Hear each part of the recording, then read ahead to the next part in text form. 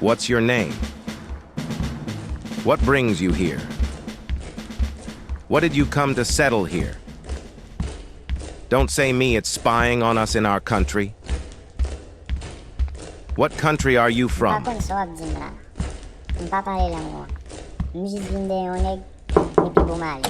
Sir, Come in.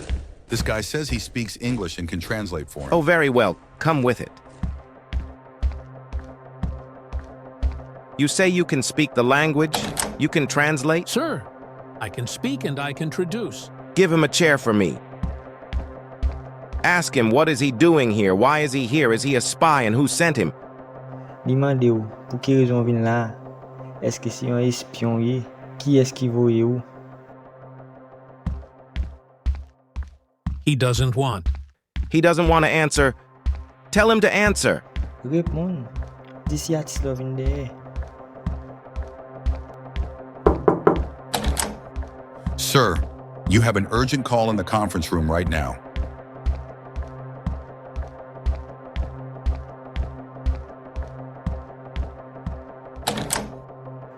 Yo, pour qui ou pas parler?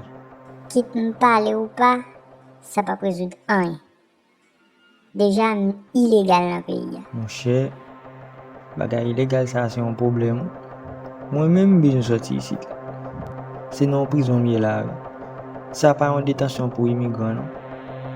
Mon cher, pendant parler, et de me détacher même pour moi si je suis sorti ici là avant monsieur venu. Artiste là pas là. Et moi, ça m'a fait. Si vous voulez suivre moi, suivez-moi. Mais si vous voulez arrêter tout, vous pouvez arrêter. Mais moi-même, je vais aller.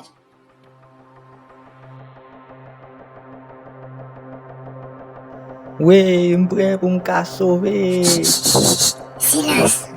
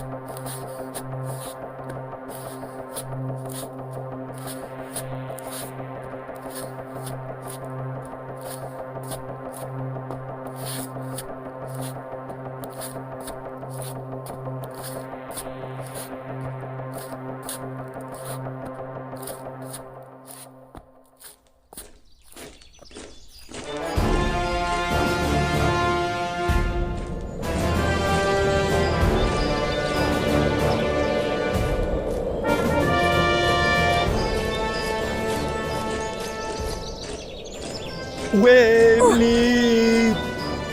Silence, mon cher! Pour qu'elle ait parlé? Oh, Catch them. Don't let them get away. Don't shoot. Don't shoot. We want them alive. Go. Go, go. Let them follow them. Let them follow them.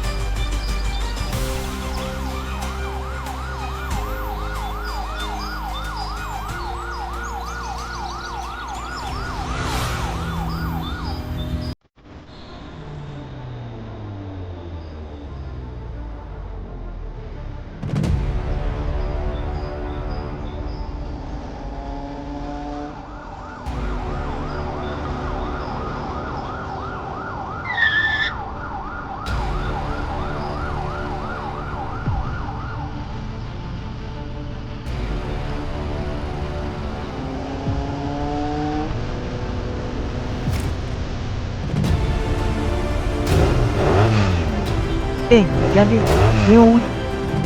Côté. Roger Cobb.